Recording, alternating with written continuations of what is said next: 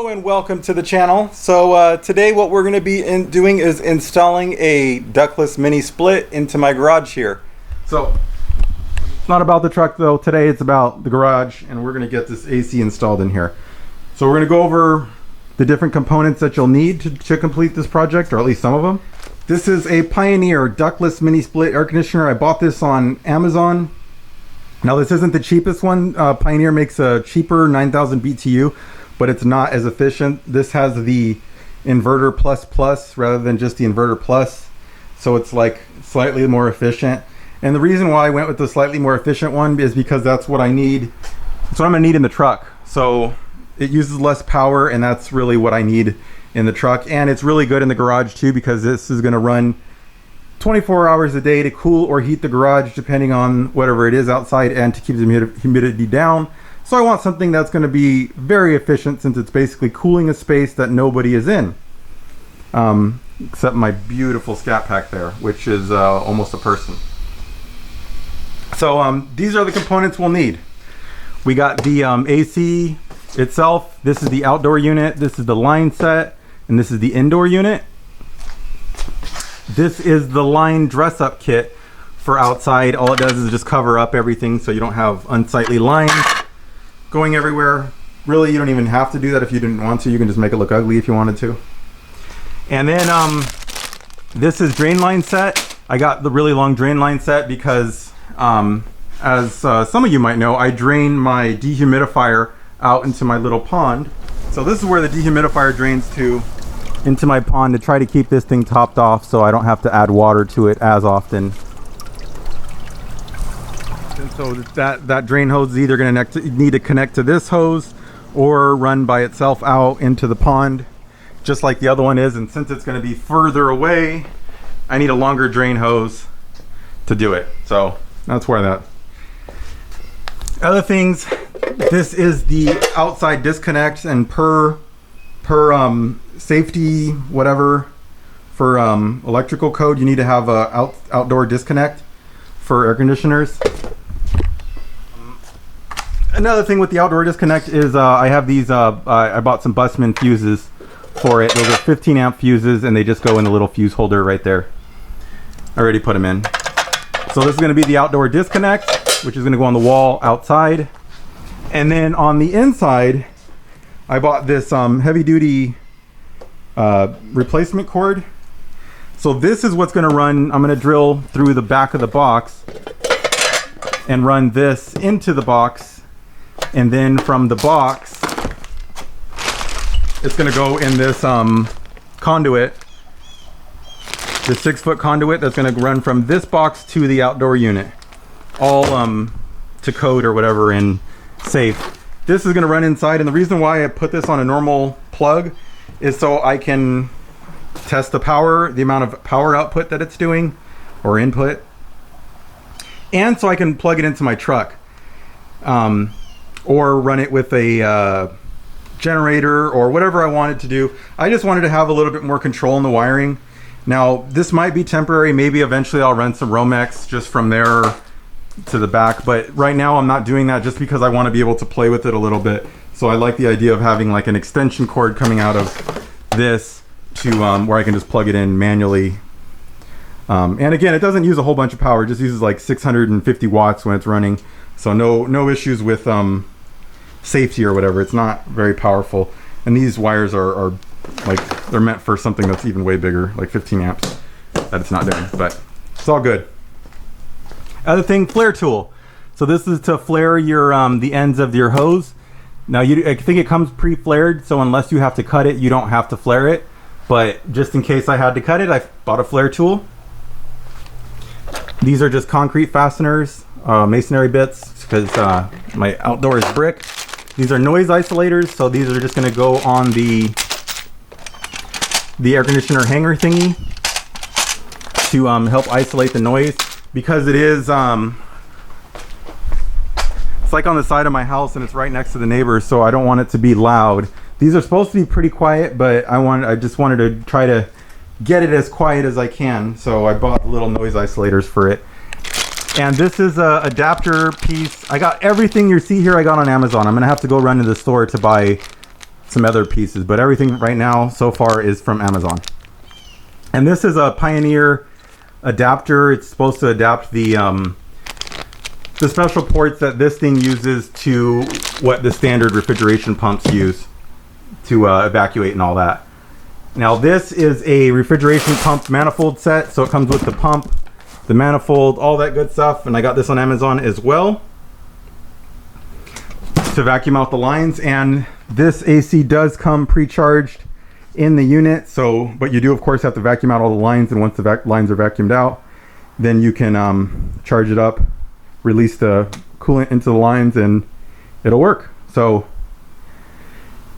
yeah, that's pretty much all the stuff you need as far as just raw parts.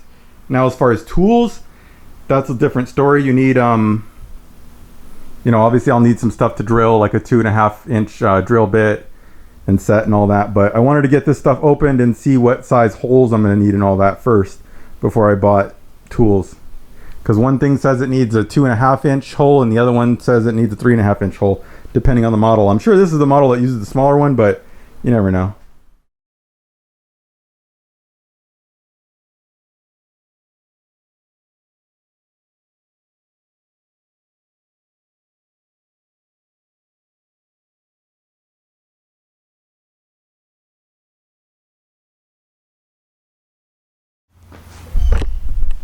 Alright, got these guys open. You can see what it looks like once we crack open the top. You can see this is the bottom, this is the top. It looks like the top is kind of exposed. Interesting.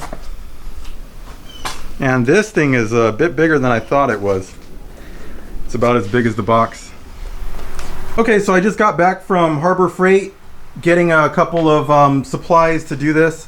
So what I purchased was this Carbide grit hole saw set and just a drill bit driver set just to use the screws and stuff. I actually have another one of these, but I like having them just in case I break the pieces and all that, because I already broke one of the... This is cheap Harbor Freight stuff, so like you use it, you break it, no big deal. And the other thing I got was this Masonry Bit Set, and this stuff is going to vary depending on how you're installing it. So, you know, mine is going through masonry on the bottom. For the panel, it's going through masonry, and the top is going through hardy plank. And to go through the hardy plank, you need this carbide grit stuff, apparently. So let's get going. Okay, so we're here on the side of the house. You can just see it's the side, and this is where we're going to be installing it. So you can see hardy plank on the top, masonry on the bottom. And I don't want to drill the big hole through the masonry, of course, because this seems horrible. So I'm going to do it through the hardy plank. So no drilling a massive hole through the brick, but I will need to drill a little hole through the brick. So I was going to drill the hole to put that thing, whatever that's called, junction box, disconnect box, and trying to figure out where the best place to put it. Okay, so I brought the unit out just to get a better visual, because I'm a visual person, to see what we're talking about. So one of the things to note, you can see there it says when using brackets, rear clearance can be as low as 4 inches. So I'm putting it on brackets. So as far as distance from the wall, that's not going to be an issue. It can be 4 inches away, which is very close. So I am mounting it on the wall, not on the slab. And so other than that, it needs 12 inches on the left, 80 inches on the front, and 24 inches on the right. So I'm probably just going to go somewhat up and then just 24 inches from the right, and then that's where we're going to mount it, probably like this height. So I'll find about 24 inches, about like that. And yeah, so I'll just put it right here. Okay, just to show you, I got a beautiful hole here.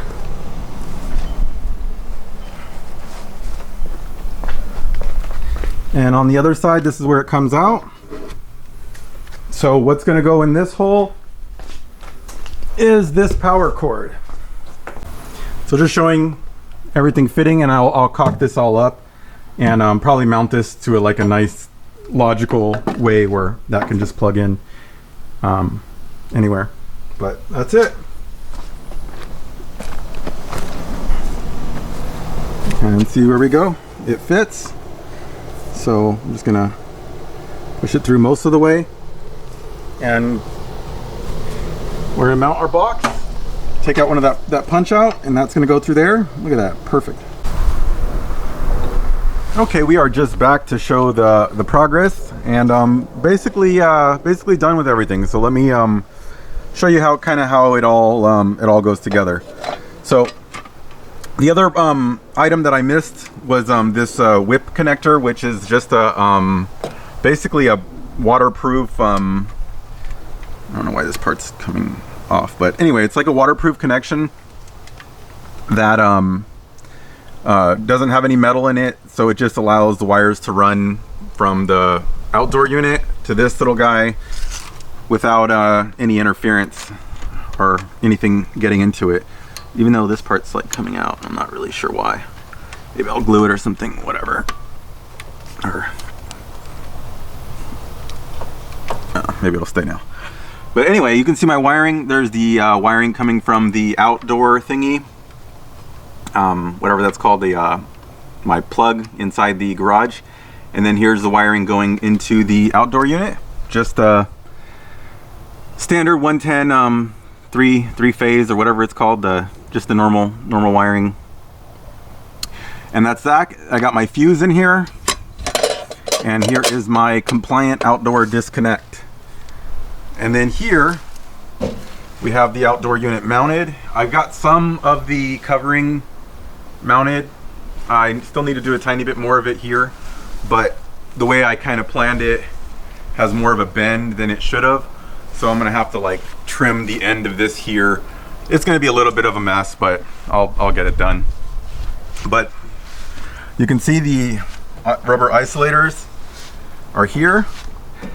You got the frame, and I used a combination of some what are these called?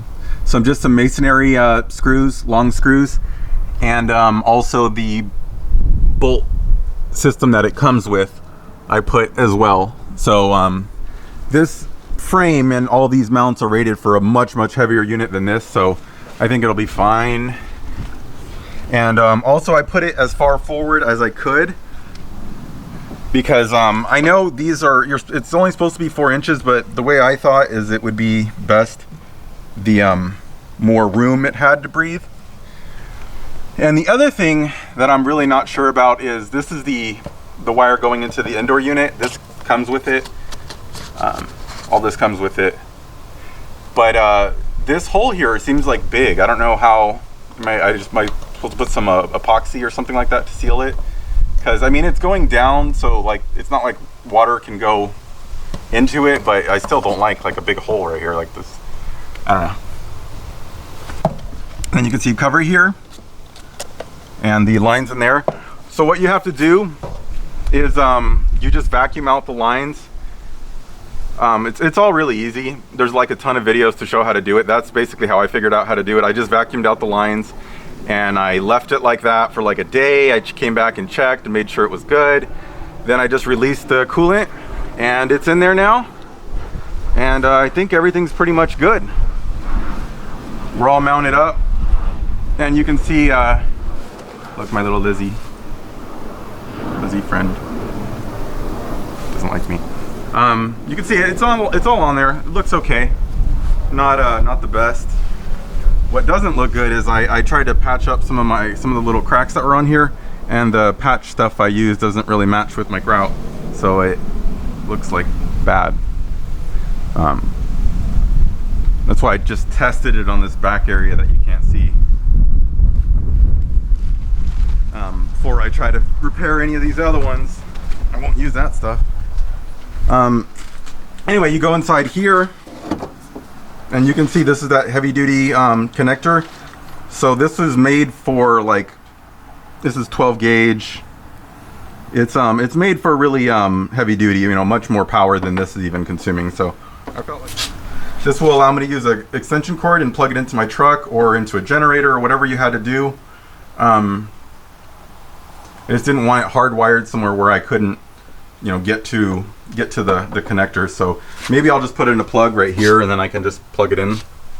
That's probably what I'll do. But for now, I just got an extension cord. So we're gonna plug it in and see how see how it cools. So I'm going to close up the garage. The other thing is the drain hose. It runs down here into the outside. And then just through here, I kind of coiled it up. I want to like, I'll talk about this in a second. This is like a temporary setup. And you see it just comes into the pond right there. So the reason why this was going to be temporary is, and maybe someone else can tell me what they think. The gauge of this thing, this is thick. This I really don't want to drill a hole this size through all of my studs going through there to come down in there. That just seems like terrible. I don't like the idea of drilling that big of a hole into my, I feel like it's just bad for the structure. Like I don't feel like this garage is structurally sound enough to be drilling a big huge hole through each stud going through there. I don't know. It just feels like a bad idea to me. So I'm looking at options as far as like a pump thing. What are those things are called? You know, one of those little fill pumps. I don't know what those are called, but you guys know what I'm talking about. One of those little automated pumps to pump it outside, but we'll see. So let's crank this guy on. Let's put it down all the way. We'll go to 62.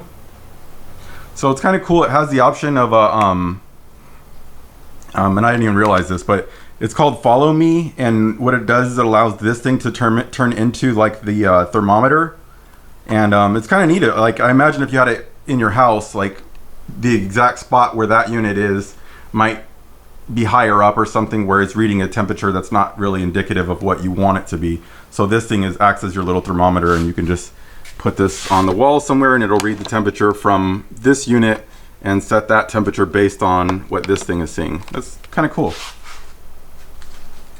Anyway, 62, and I'm hot in here, so let's see how it's gonna make me cool. I'm not seeing any cooler air yet, so let's look at the outdoor unit, make sure it's running. And it is. You can hear it. It's actually, it's much quieter than I thought it was gonna be. Like I went and got the rubber isolators and all that, you know, trying to keep it as quiet as possible. And honestly, the neighbor's air conditioner is like a billion times louder than this one. And basically, this thing's so quiet. Like it's insane how quiet it is. Even without these rubber isolators, I'm pretty sure it would have been like, I mean, you can't even hear it other than just like the air rushing, but you can't like hear like the motor running, if that makes sense. So let's feel the air that we got coming out here. Let's see what we got. 95, and then coming out of there, we got 102. 93. And then 102. So it's actually working. It's pulling heat out. Let's see how we do. Oh, we're still just in the low 80s, so I'm gonna let this thing run for a little bit. And then, so let's just check some of the temperatures inside the garage. The car is probably a good indicator. So it says it's all over there. It says it's around 87. So we'll come back in like an hour or two and then see how that goes. Let me measure some other stuff. This insulation, which is, I'm gonna try to insulate the garage door, but we'll talk about that later, but that's why that's here. So I'd call it like 87, 86-ish.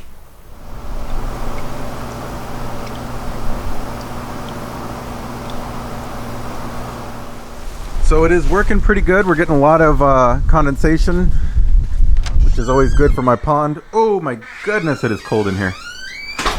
Okay, so let me get some readings outside first. It's not the hottest day ever. So you see it's not super hot out. Let's see, it's inside there. 86, 89. So I would say it's probably, you know, around high 80s, maybe 90 outside. And that's set at 62 still. Got 78 right there. Let's see what the car is.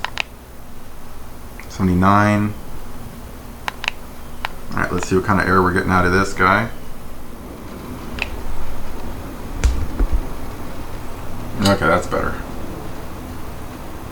So you can see this guy, we're getting some nice cool air out of there. Looks like it's in somewhere in the 60s, mid 60s, high 60s. So feeling it, there's a lot of like nice cool air coming out of here. It's awesome. So yeah, like as far as how it makes the garage feel, it's like night and day. I'm actually looking forward to coming out here and like working on the car, and I can work on the car in the garage and it won't be like miserable. Huge improvement. So we're gonna have to get some readings on how much power it's actually using, but so far everything seems pretty good.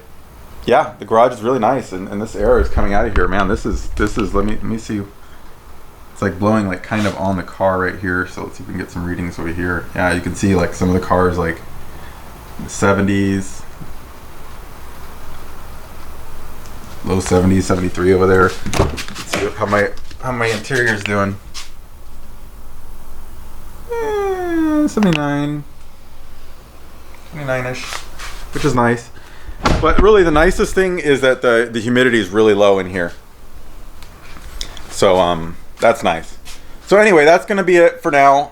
Kind of a boring video, but just wanted to get that AC installed in here, and it is.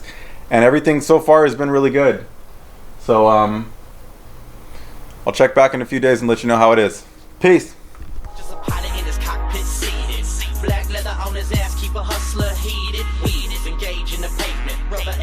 Like I'm seeking arrangement.